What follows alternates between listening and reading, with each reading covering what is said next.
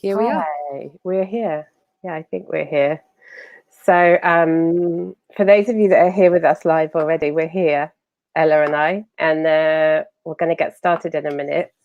I just want to say a couple of practical things. So if you're here listening live, you can make comments or ask questions in the chat box that you should see on your right-hand side, at least if you're on a big screen computer. I'm not quite sure how it shows up if you're on a mobile, but there should be somewhere be a chat box, and you can also put in there any technical issues, or so if you for some reason you can't hear us, or you've got a problem at your end with technical stuff, let us know. And yeah, so Becky's just telling me that I'm frozen, so I want to know if people can actually hear me. I can see you and hear you fine. Okay, it's okay. It's okay. Okay. Okay, good. Seems like I'm good. Can somebody else who might be here give me a thumbs up? Let me know that they can hear us. Yeah. So this is okay. Brilliant. Thanks, Becky. So that's the housekeeping. Really, is just to say that if you want to make a comment or ask us a question, just put something in that comment box at the side. You won't be able to speak, but you'll be able to write things there. We're recording all of these sessions, so just to be aware that whatever you put there will be part of the recording that other people in the collective will be able to access after this. But otherwise, feel free to say anything you want. Just be aware that it will be recorded. It's not confidential in the sense of no one else can see it. I think that's all I wanted to say by way of an intro, apart from saying that I'm Ann Clements. And as some of you know, I'm the initiator of the Healing Solidarity Collective. I'm also a consultant working in international development and women's rights for nearly a decade, and before that in the sector in more formal roles. And you'll hear a bit more about what I'm interested in this session. So I'm going to actually hand over to Ella. Hello. Hi, my name is Ella Scheepers. As you can see, I'm based in South Africa, in Cape Town, so it's quite cold here compared to maybe where you guys are at. I'm all wrapped up. So my name is Ella, and I am working on my PhD around social justice organizations and how we can build more inclusive, just organizations from the inside out, which I think is why Marianne and I are spirit animals or something. So I'm happy to be here. I've worked for social justice organizations in South Africa for a long time, worked for Open Society Foundation for a time, and really passionate about this work, but want to find better ways to be more loving and caring in the spaces that we find ourselves. Also on the side, I'm working on queer erotica with a whole group of African queers, writing beautiful things, writing about pleasure, but also about how we do what we do, how we love in the world. So it's quite exciting to be here. It's the first time I've done video in this way, so let me know how it's going. And yeah, just happy to be here. Thanks for having me. Thanks, Ella. Thank you so much for agreeing to kind of host me in this conversation. Yeah, I'm really excited for it to be a little bit of a turning the tables. Yeah, me too. So should we jump right in? Yeah, so in brainstorming for this session, I think what we really wanted to get a feel for was, why was this a particular thing, this thing around leadership, this thing around how do we as civil society, social justice organizations engage in this work from a leadership perspective, but more deeply from a feminist perspective and from a thinking practically about how we do what we do. And amazingly, Marianne, when you used the word liberating, I was like, sure, okay, we're talking about liberating leadership. What does this really mean to us? And what does this mean to us in the worlds that we work? And so I guess the beginning question was around, okay, what's our understanding of leadership in this context? And why did we use the word liberating? Yeah.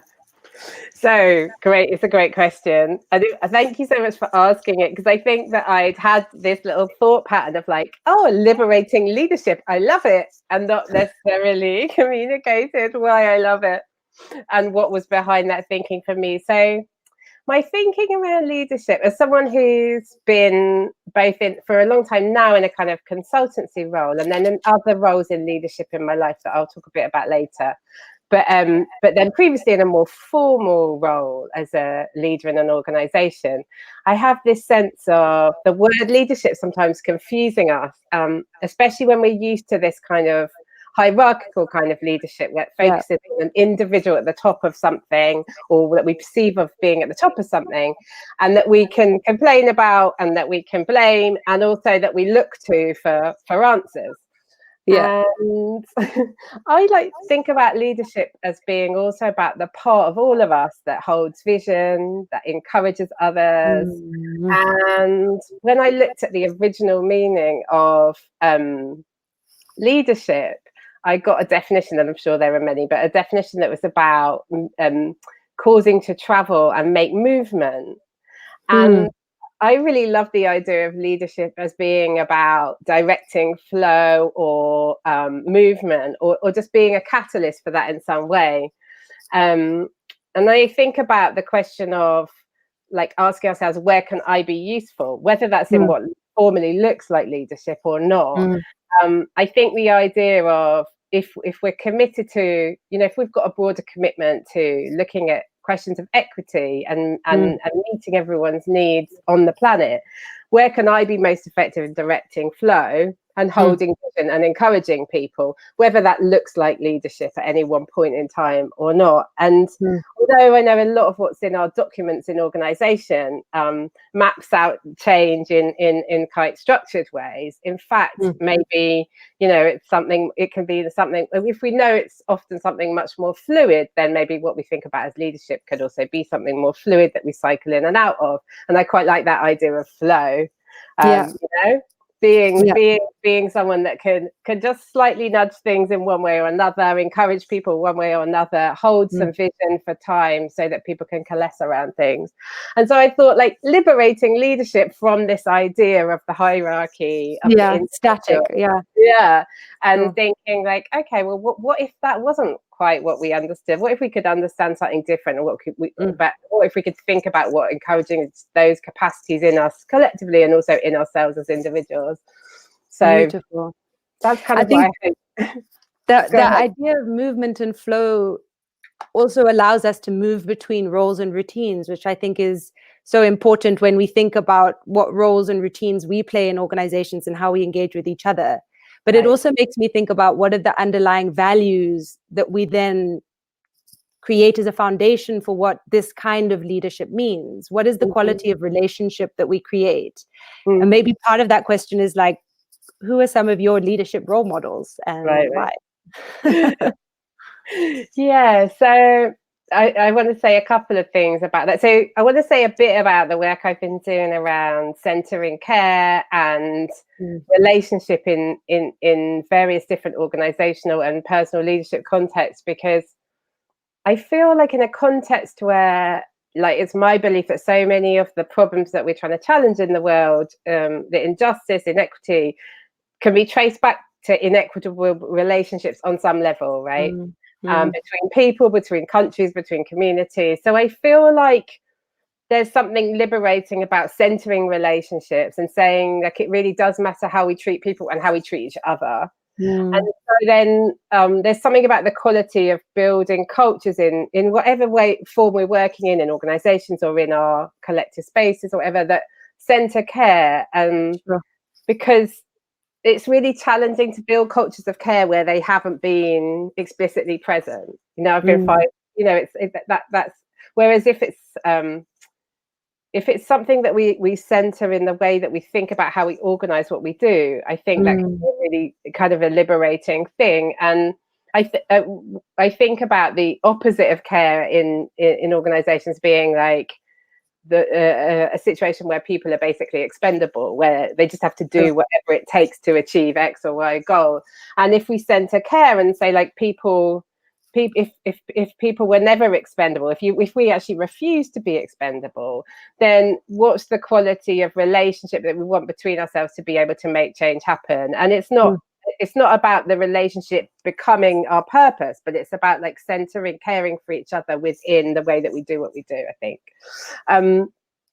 You asked about leadership role models, and I wanted to say a few things. So I had a manager earlier in my career who was very good at encouraging people to kind of lead on their piece. You know, that quality of like being able to say, well, you got this. You know how to do that thing that you've been working on, run with it, you know, that quality of not holding on. And I admired that in him, and I try to cultivate it myself, and it sometimes it's hard. Yeah. It requires that letting go, right? And then I've got a colleague and friend called Aisha, who I work with in a project called the Red Tent Directory, which is separate from this work. But we're kind of co-leading that. We kind of evolved that we were co-leading it, and we've worked together since I think 2012. So quite a long time in a kind of co-holding relationship. And what I admire in Aisha is particularly the qualities that aren't in me. Nice. But I've felt that like holding something and leading something together has been this amazing experience of learning what it is to be able to step back when you need to, look after each other when you need to, but also step up when you need to. You know, that kind of quality of shared responsibility is very different from my experience of like personal responsibility. You're in charge. What are you going to do? You know, and so, you know, I've learned a lot from working with her, and I massively admire the things in her that aren't strengths for me, you know. So yeah, those are the role models that came immediately to mind. The idea of kind of co-leadership has been something that's been coming up so often, and in conversations that I've been having with organizations that I'm working with around how do we build this social justice purpose from the inside. One of the qualities that came up often is that people said, I feel free.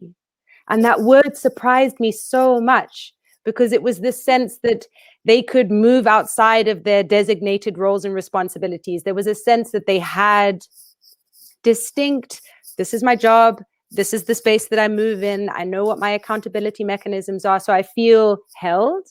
But then on the other side, I also feel free. So I feel like I can go into the budget meeting and feel like I can engage in those conversations. I feel like I can go into the local school with which we engage, and I can kind of go and teach part of a class, and this ability to be able to work in the local food garden, move outside of those roles while still taking responsibility for what you need, but feel free to develop and seed other parts of yourself. That in many organizations, that doesn't feel like a quality that is nurtured or even respected, or wanted. Yeah, absolutely. And as an individual leader, it's hard to take that pressure off in a way, you know. Yeah. That pressure to be always responsible and always holding and never held it's quite hard to take it off people. I think so. Yeah, I love that the concept of co-leadership, and I think it's something that should spread more widely. So we also talked about the challenges to that, and we were talking about when do you feel you have been well led? When do you feel that you're leading well? Like, what are the kind of what are the emotions that rise when you're like, okay, this is sitting well, but I also feel I don't feel scared. I guess there's a fear involved. What do you think? Yeah, so I thought about the question of, after you talked, I thought about the question of like, what are the moments in my own sort of journey in leadership where I felt like, yeah, I did good, or yeah, that felt good, or something like that, right? And I thought of two sort of rose to the surface. One was when I was director of Able Child Africa, which is an international NGO, and there's a number of years ago now. But we had done we've been part of a partner survey. So we had, I think, 5 partner organisations all working in East Africa on different issues related to child and youth disability. And we've been part of a partner survey that I think 25 INGOs have been in. And it was asking partners to sort of report back on the INGOs, basically how they treated them. And there were a number of questions of survey. And we actually came out top of that survey. And although there were only a small number of partners, so we weren't included in kind of the statistical analysis because it couldn't be kind of objective. And I actually felt like the fact that I tried really hard to prioritize relationships with people, prioritize how I related to the partners we were working with, to build relationships with people so that those could be relationships where we shared challenges, where we talked about problems, where I tried to, as effectively as possible, channel resources that I was able to access because I was a white woman sitting in the global north, or however you want to put that, that it was more difficult for them to access, to be kind of a channel that, you know, if you think about that analogy of flow, and the river just like was directing things in a way that was useful. And I felt like that their feedback really made me feel like that had been the right decision, even though it had been sometimes a difficult decision, but just to prioritize relationships and prioritize kind of supporting people in the ways they wanted to be supported, which weren't always the things that were easiest to support, right, or the easiest to get money for, or the easiest to do. So there was something about that which sort of felt good. It felt good that they were saying, yeah, actually, you know, you're building relationships that we value. I guess that was the thing. Beautiful.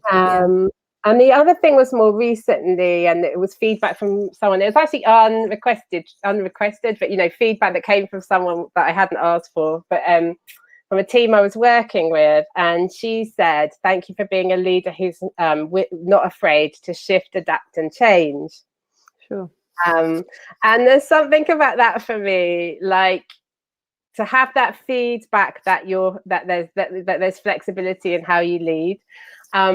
For me, that's a real quality of what leadership can be when when it's flowing, when it isn't all about kind of an individual pursuing a mission. And there's something about that felt like, yeah, okay, I'm doing what I'm trying to do, which is to move with things, I guess, you know, to go where things need to go, not to be like fixed on stuff, you know. And so that, for me, I feel like, yeah, I don't know if it answers your question, because I think there's another bit to it that I've missed. No, that's beautiful, because it also makes me wonder around this self-knowledge aspect. So how much self-knowledge do you need to have about yourself, about what your resources you draw on to make you a strong leader, so that you feel that you can have the ability to shift and change and adapt? How much do you need to understand about your strengths and your weaknesses, so that, for example, you can see in Aisha these strengths where you're like, sure, I'm not very good at that thing, but I'm so glad that I have you here to kind of balance me out, I guess. And that ability of self-knowledge to be able to build teams in that way. I definitely think that working with someone else helps massively. You know, in that relationship with Aisha, there is that, you know, just because you're working with someone else to make decisions. And by the way, again, it's not always the easiest thing, because sometimes you're like, I just don't agree. And then you have like a relationship. you have to make time. And that's always the thing about relationship. You have to make time for those conversations of, well, why, you know, what's happening for you, what's happening for me. And I think in those conversations evolves this understanding, oh, right, you know, for an example of it is like, I'm not very good with detail. I actually don't massively care about detail in the kind of, you know, is that exactly right sense. It's just not my thing. But I see someone who's able to do that and able to hold that. That's amazing. It means I don't have to. Instead of constantly telling everyone I don't care about detail, I can be like, oh, it's brilliant. We've also got the detail covered. Someone else is doing it. That's the kind of thing. Like, I think there's definitely something about that, working with other people and having that. And in cases where people don't have that capacity, I think you can do that with a good support person, right? You can do it in other ways. You could do it with, you know, a person who was managing you or on your board, or who was able to reflect those things back to you. But I think it does take a level of not just being in your own head, right? And humility. Like, the word that comes to my mind is a humility, to recognize that you can't be good at everything. And that actually you have to be able to ask for help, and you have to be able to say, these are where my strengths are. What makes you happy? So these things make me happy. What makes you happy? What brings you joy? If details and spreadsheets bring you joy, I'm so glad. Yes, right. And how can we enhance that? So people showing up the way they need to show up. And that was another kind of aspect that you and I were exploring, because we were thinking about taking up space, and then making space, and this dynamic of, at what point do you know to step in, where you were speaking about how you wanted to step in, you used your privilege to engage certain spaces which you knew you had power in, you knew you had voice in, and that need to take up space. And then on the other hand, recognizing that there are certain spaces where you don't, where you actually step back, where you make space, recognizing that actually there are other spaces, other voices that may be more important or more relevant to that particular conversation. And how, as a leader, if all of us can be considered leaders in that way, do we know which one to do and how to balance those things? So I think my first thing on that would be, like, it's definitely not a perfect science, an exact science, but I do think that there's something about asking other people what they think. You know, there's something about being in conversation about what's the right role for you. There's something about welcoming and accepting feedback. You know, there's something about noticing where you're invited and what people are asking of you, where they're seeing stuff in you. You know, like I shared earlier a bit of feedback about my own leadership, and it's some of that. You know, it's like, where are people saying that I found this really valuable? And that means being, you know, willing to request feedback, doesn't it? And it means being willing to hear it. And I think that's where not thinking of ourselves as like isolated individual leaders, you know, and some of that is about how we imagine leadership. You know, not everybody who's in a traditional leadership role wants to or feels themselves to be in that isolated place, but I think it's also about how we imagine what that is, you know, and how we're able to engage with people who are in those positions and you know, potentially support them as well. And that some of what I do and some of my work is that, you know, it's like being that mirror for people who are in a leadership position where they can't always talk to everyone around them. And there's also something about breaking down these silos of, well, I can't talk to people because I'm a leader. You know, there's something about that as well, which is like, just because I'm a leader doesn't mean I don't have, you know, personal things that I might be able to talk about, or, you know, I might be able to break down those barriers of like people putting me in this on a pedestal, or myself feeling like I have to be on one where I can't be also a comrade or peer or whatever the word you want to use is. So I think there are all kinds of ways we can challenge that as well. And I think in that context, we have to, in some ways, take into account different forms of privilege. So things around gender, things around class, things around even education, and spaces where we feel we have more power, or spaces where and then actually where it's taken away. And I'm wondering if you have any examples of that, where actually there were external dynamics or there were systemic dynamics that would have impacted what it meant to take space or hold back.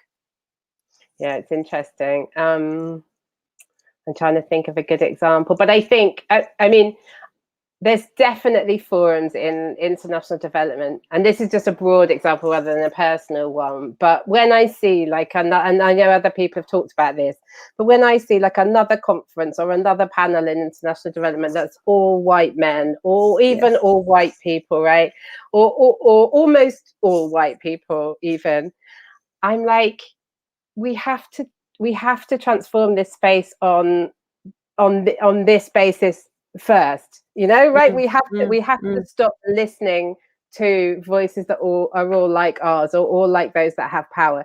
We have to do that intentionally right now, immediately, without, you know, even, there are plenty of alternative voices that could be in those spaces who have plenty of things to say. Like, we have to disrupt that stuff now. And so I would definitely think, if someone wanted to ask me to speak about saying like, actually, no, I don't think I'm the right person to talk about that in that fora right now, that kind of thing, right? And I think we can all practice that from where we are.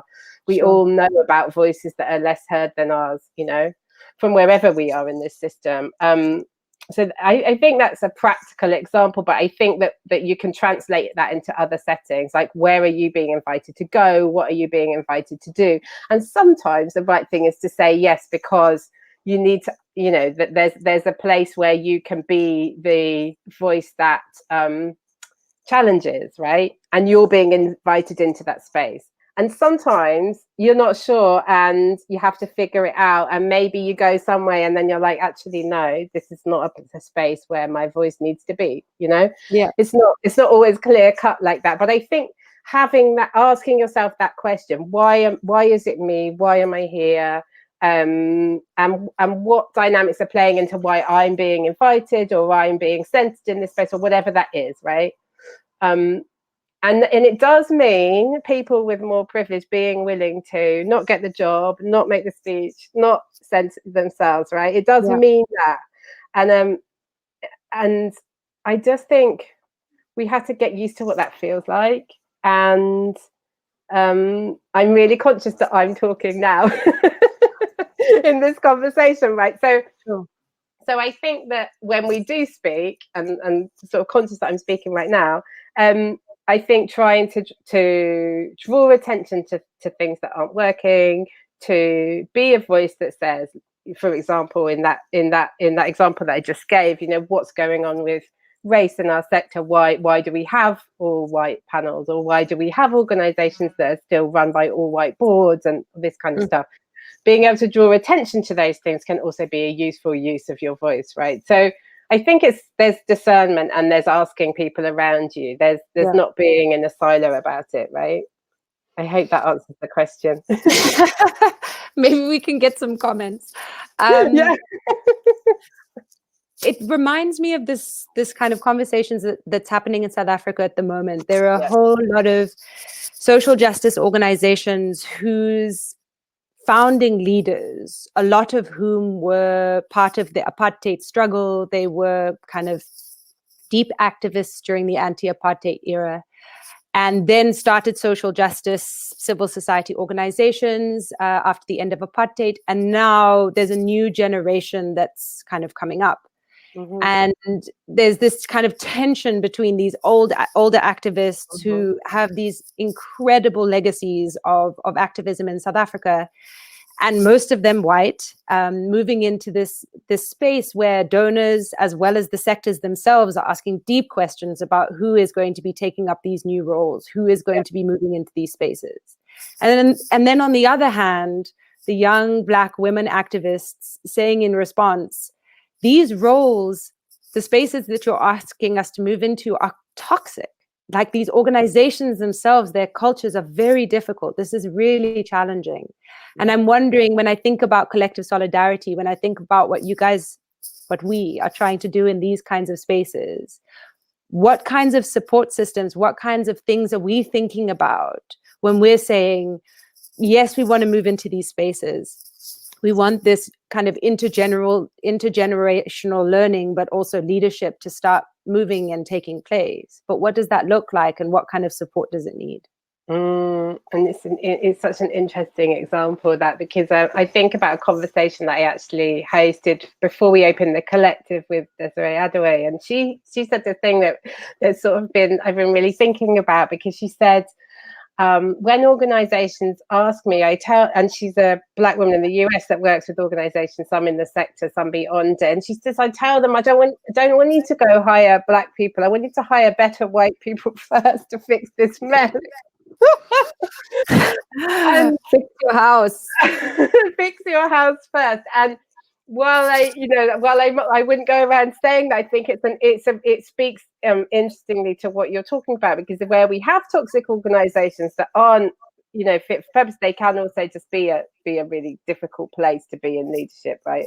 And so I think that's where the conversation that I'm trying to ignite a bit today can maybe be useful for thinking for people that are listening from wherever you are in the sector and in what you do, which is like, actually, I think we have to think about how we shift cultures, and maybe we have to do that in a different way. Maybe we can't just catapult people into roles and expect them to fix things from whoever they are and wherever they are.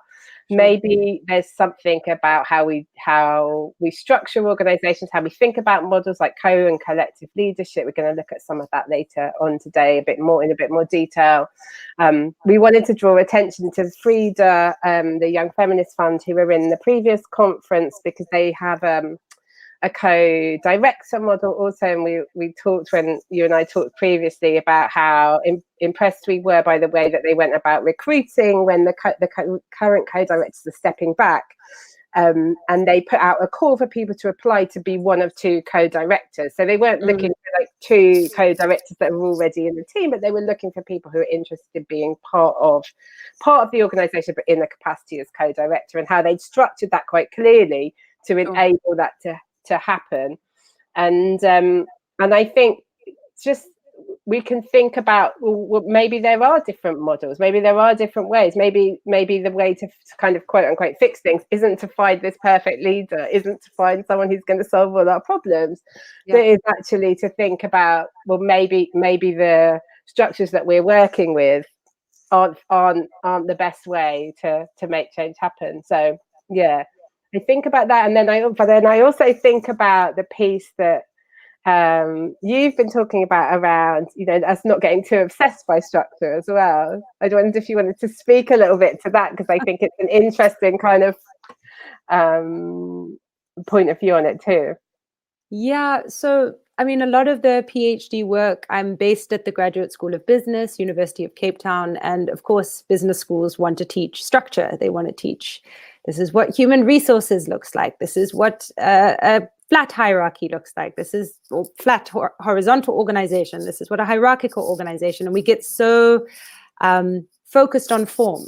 Yep. And with my supervisor and a couple of kind of feminist activists, we've been thinking really deeply about, so what do you do when you want to experience social justice, social purpose, when you want to experience care? And no matter what the form is, at the end of the day, it's about what you experience. So one of our initiating conversations is to show like two pictures of two meetings. One meeting is in a traditional classroom, everyone's sitting at a desk, in rows, and it's, very formal. And then the other meeting is they're all sitting on the grass. There's a dog lounging, there's sun, there's food. It looks really chilled. And you ask the question, which meeting is more inclusive? Yeah. Which meeting is more open? Which meeting is more? And the answer is you don't know. Because at the end of the day, it's about the kinds of conversations you're having. It's about this relational element that we're talking about. Yeah. And sure, structure has some impact on that, but at the end of the day, it's how people are showing up. And so this experiment with kind of co-leadership, with collective organizing, and how organizations are pushing back on hierarchy, the challenge to that is, what are we replacing it with? Because if we were replacing it with another form, we might fall into the same traps that we're already in. And so one of the questions I've been kind of going over in my mind is, how do we distinguish between individual decisions that are made in a collective and collective decision making? And that question has been sitting with me as I think through, okay, so what does feminist organizing look like? What do feminist organizations look like? And what's that distinction? So yeah, what do you think? Well, what do I think? I think it's interesting that you say that what's important is how we show up, because I think, like, what I think about with the collective and what I think I'm trying to do in my work is around, like, how do we actually practice, which is kind of the same thing, or somewhere along the same thing. It's like, what are the practices that can enable us to do things differently? And like you say, if we get caught up in the idea that it must be, for example, I've spoken a lot today about co-leadership, but it could also be collective structures or whatever, then we might find that we're just pushing ourselves towards that as an alternative, when in fact we're all showing up in the same way in that, and actually it's not shifting things, and we can get obsessed by that.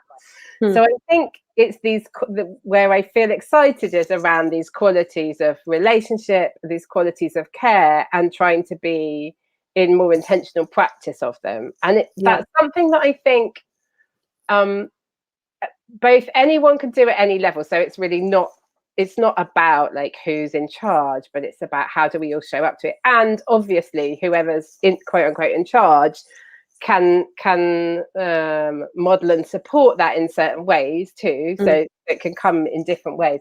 But I think those qualities to me are things that maybe have been lacking, particularly in international development spaces, where so much of our emphasis has been on trying to create these very structured plans and policies and things that don't feel very relational at all, and trying to describe very complex, messy processes of change in these boxes and tables and charts that we all know about, but we look at and think that's not kind of what's going on. Many of us look at and think that's not what's actually going on. How do I reconcile this? And so I feel like thinking about the qualities of relationship, the qualities of care, the qualities of trying to do things that aren't replicating injustices of power. And some of that is this kind of specific stuff, like I'm not going to be in that space, or I'm going to try to make space for voices that aren't mine and stuff. And some of it is that quality of, okay,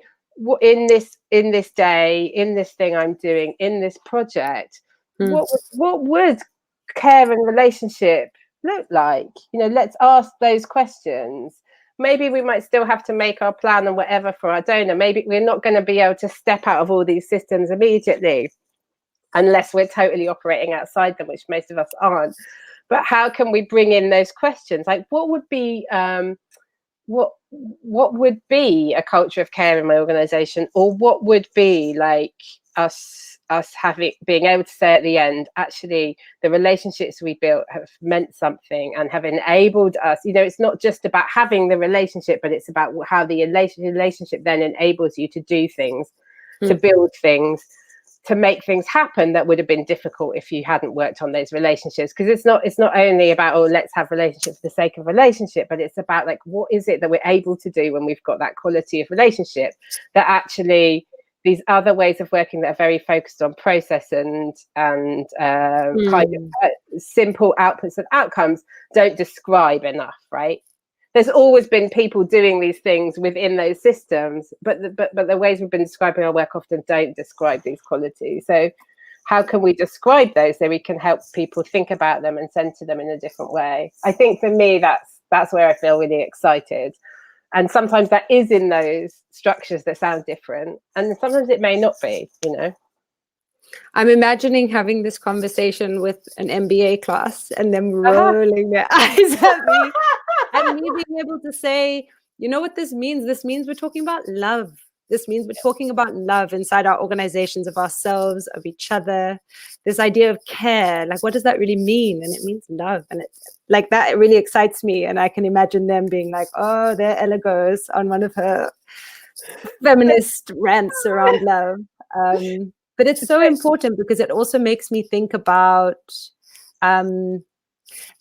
what we then end up grappling with. And that is how through these kind of quality of relationships, we also get to a point, or through them, we then do the work.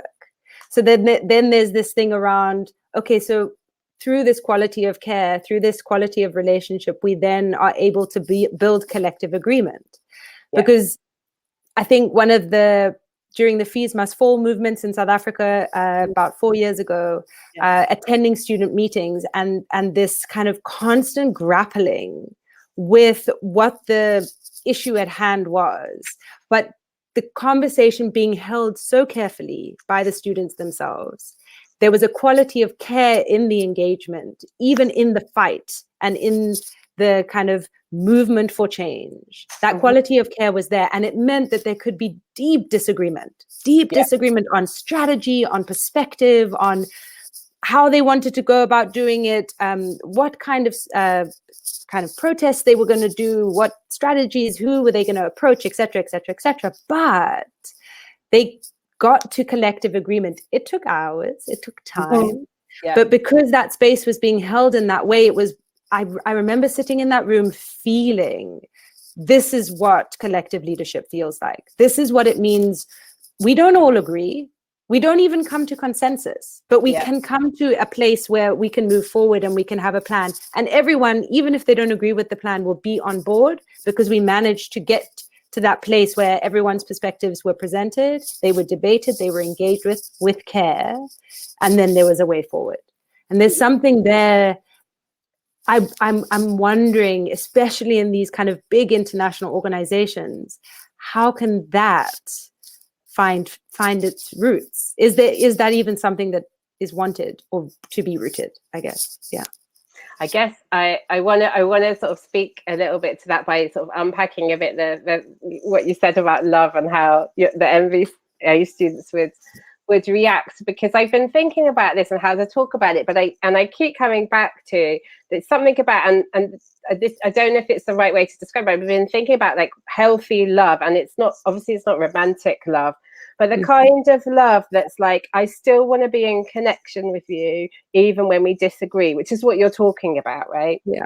I want to be in connection with you even when we disagree, and I value you even when we disagree, and I might not always like you, right, or agree with your strategy, or but the element of I think that's what we're describing when we say love, is that it's connection and wanting to be in the connection and allow the connection to be. When I say healthy, I mean like that it's not like I'm kind of attaching to you or you're attaching to me in the way we sometimes think about sort of romantic love or whatever.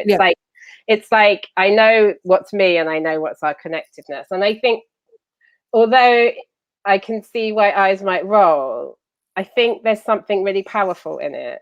Because I think when I think about the people that I've worked with in and around organizations who are frustrated, who are overwhelmed, who are burnt out, the dissonance is always somewhere in it, as a dissonance between the desire to be connected to the work that matters and to the people around you, and the actual experience of being in an organization that isn't in the practice of that stuff, you know, where there's some kind of dissonance and over there we're using a narrative about fundraising that you don't agree with, and over here you're being told to work really hard and you don't really see why, and over, you know, there's all this other stuff going on, and there's very little opportunity to really be in this kind of practice of connected relationship. And it, you know, I don't know whether love is the way that people would want to talk about it day to day, but it is something about that quality of our relationships.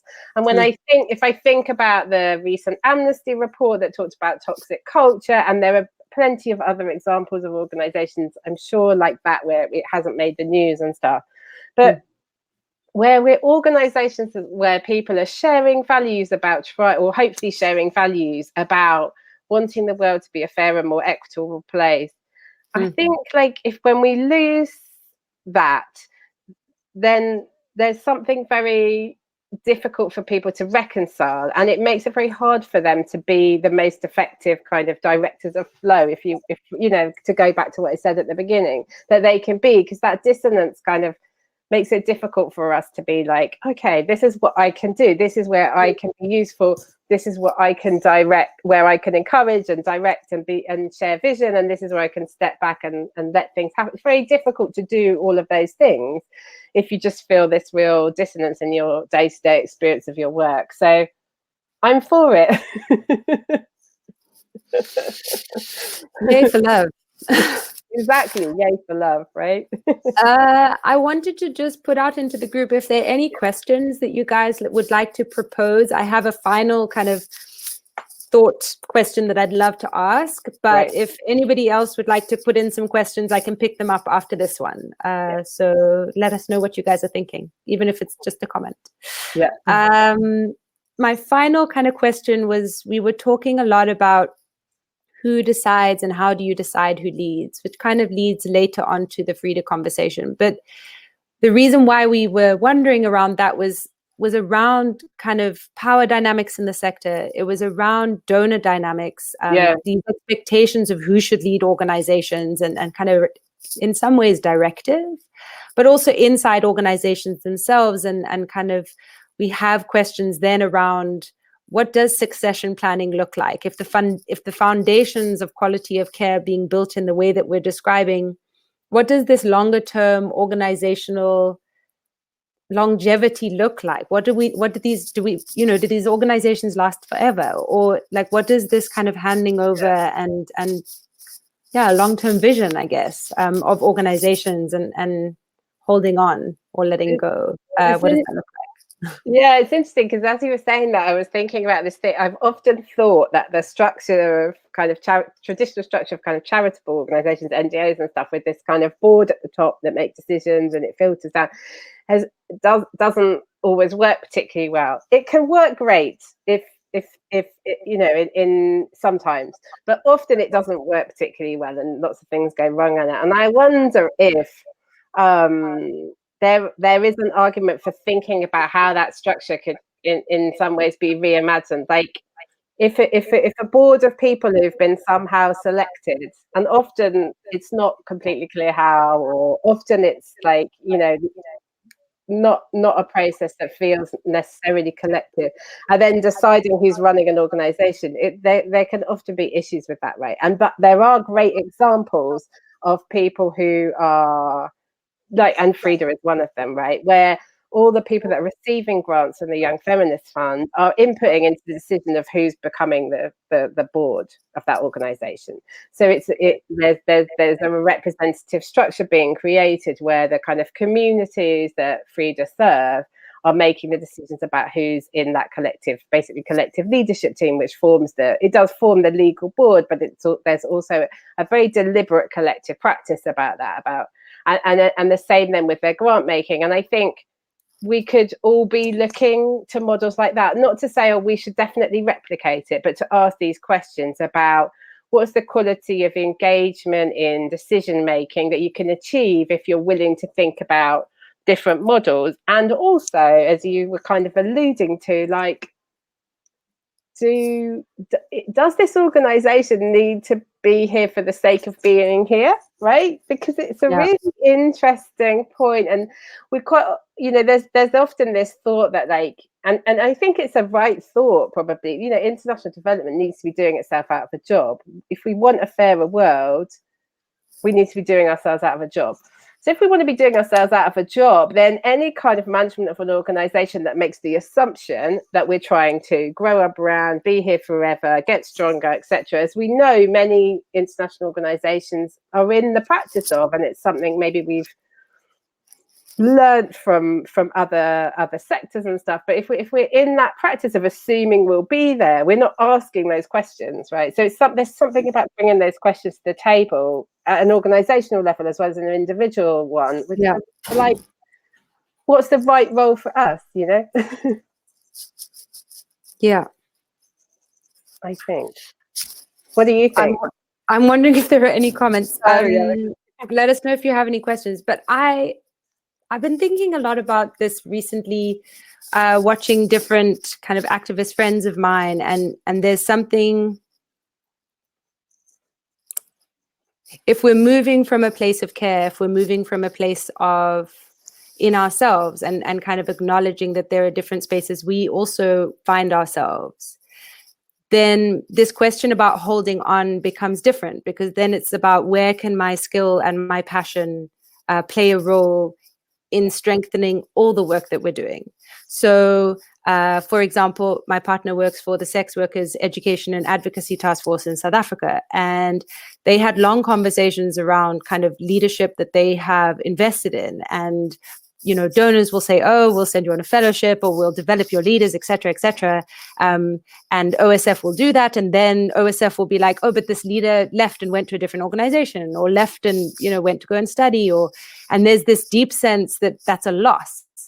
And the way that Sweat defined it was saying, no, because as a feminist organization, what we're doing is we're building the sector, we're building the work, the more people that understand and are passionate about the work that we do, no matter where they are in the world, no matter what they're doing, that space is being held.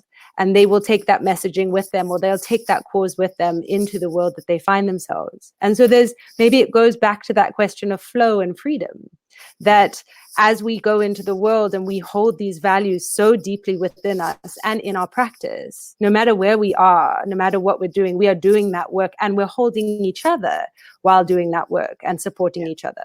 So, I mean, that sounds very idealistic, but I remember having that conversation and thinking, sure, that's such an incredible way to see leadership and to see collective leadership, that it becomes a deeper sense of what we're putting into the world, and it's an invitation for that. Yeah. What that means for organizations is a bigger debate, but I think that idea of what that means for individuals and their work in the world is quite beautiful. So yeah. I love it. Doesn't seem like there are any questions, but I'm done. So if there are any thoughts, or let me know. So Ella, thank you so much for hosting me and for joining this conversation. It's been really lovely. If people are watching later and have questions, then feel free to post to Ella and I in the collective as well. We're going to go off camera for 10 minutes and I'll be back at 1 with Erin. So and we're going to be talking about consensual and consent in leadership. Looking forward to the rest of the day. Thank you. Yeah. So everybody, see you in 10 minutes. If you can stay with us and feel free to jump in and out as the day goes on. But thanks for being here. Thank you so much. Cheers, guys. Bye. Bye.